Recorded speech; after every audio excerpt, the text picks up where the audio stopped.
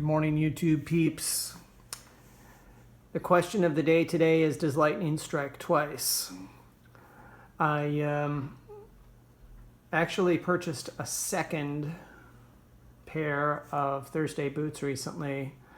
I found a pair on eBay for about $40 off. I think they were a display or try-on pair or something. And they were in excellent condition, so I grabbed them. And I thought it would be a good opportunity to see, number one, to see the unboxing from a more product-focused standpoint instead of looking at me forgetting what I'm trying to say and showing you the top of my head, among other things, in my original video. And it also would just kind of help you see maybe some of the consistency of their product from one product to the next. So without further ado, here goes. This is very similar. This pair of boots is packaged very similar to my brand new pair, so you'll kind of get a sense of the unboxing. So let's dive in here without further ado. So they come wrapped in plastic, which usually helps result in your house filling with a wonderful leather smell when you open them up.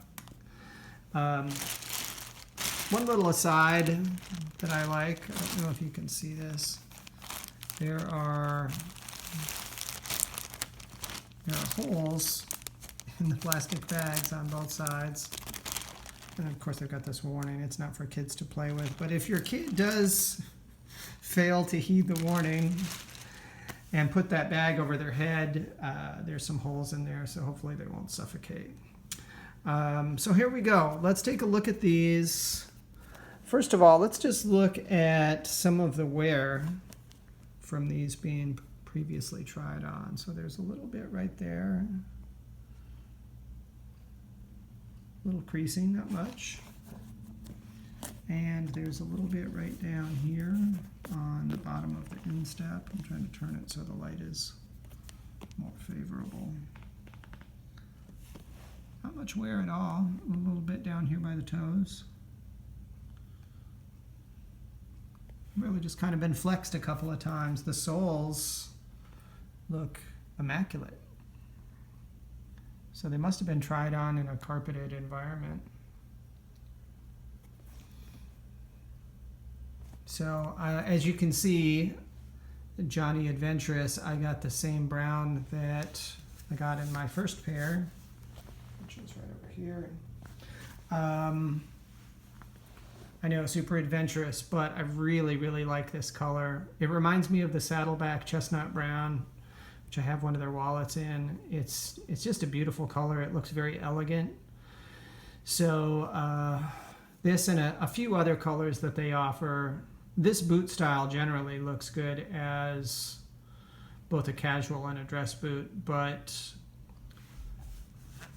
specifically this color and a couple others, black and a couple of the lighter browns, look really, really nice with equally nice with a pair of jeans or a suit. So that's really nice. I want to kind of show, see if I can show you guys how thick this leather is. So this is full grain boot leather, and Saddleback, Dave from Saddleback has a great video on full grain leather versus top grain or genuine leather. How many times have you seen that in an advertisement? Genuine leather, top grain leather. When they advertise genuine or top grain leather, a lot of times they're just shaving off the uppermost portion of full grain leather.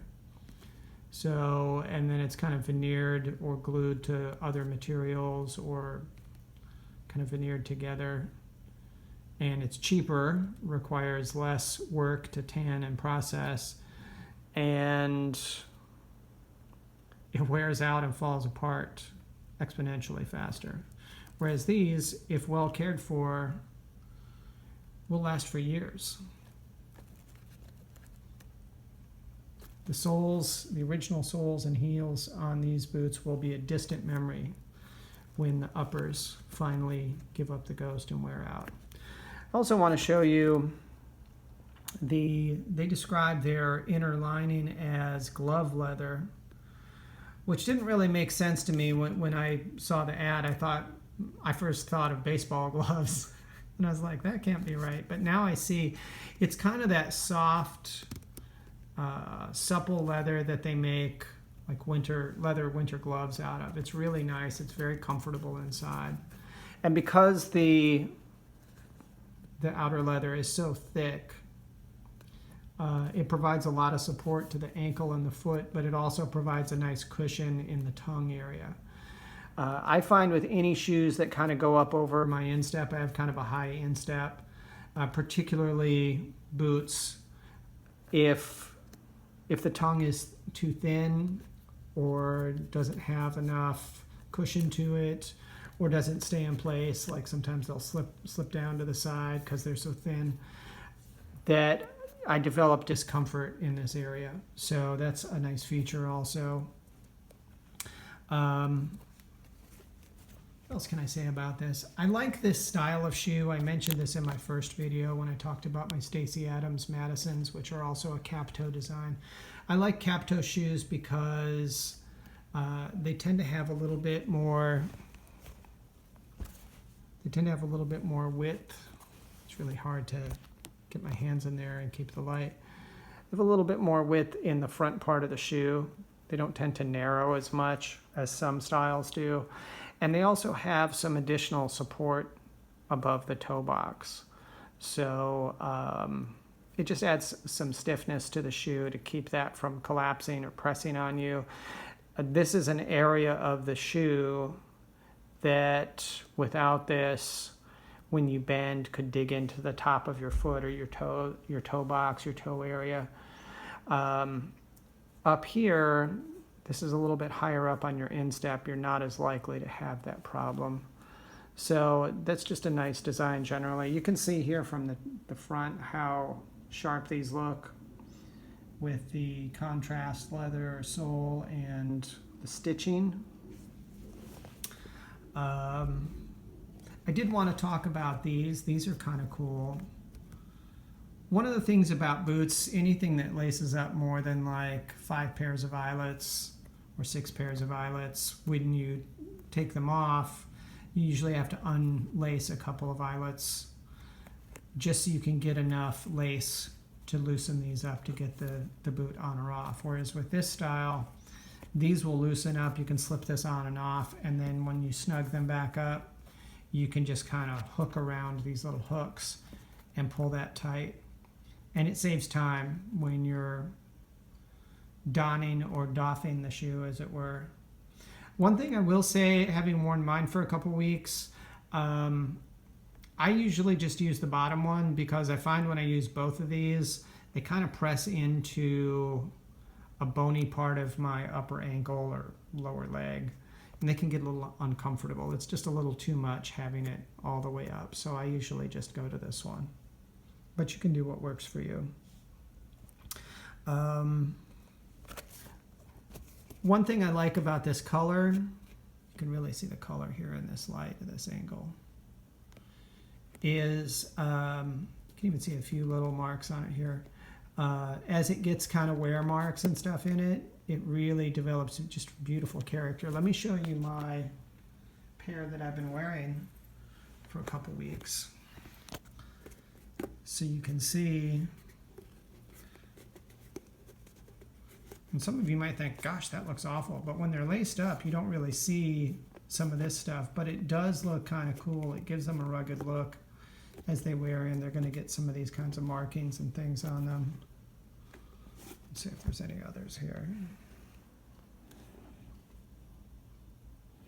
I mean, on the outside, there's almost nothing. That's how nice these are. I remember, like, I used to have to be careful with my Stacy's not to let my feet touch each other in the car because I'd get black stuff on the leather from these parts of the shoes. Haven't had that happen with these yet, which is really nice. So anyway, I'm not really sure there's too much else I can say about these, except I'm really, really pleased with them. And I think they make a very high quality product. It's a lot of money if you're not used to spending $200 on a pair of shoes or boots, but they're really very well worth it. The comfort level, the quality, the way they stand behind the product, it's worth the extra money. I think you're going to see, if you get a pair, that why everybody raves so much about these. It's not a matter of hype. I believe the hype, because these are some fantastic boots, and I'm sure all of their shoes are very, and boots are very high quality. But I really, really like this one. This is kind of my shoe. Thanks for checking in, guys. More to come soon. I'll be happy to answer any questions that you have about Thursday boots, and particularly the Captain boot. What my experience was like with them in terms of customer service, communication, issue resolution, etc. I'll be happy to share that with any of you. Just let me know in the comments or send me a message. Take care, and God bless.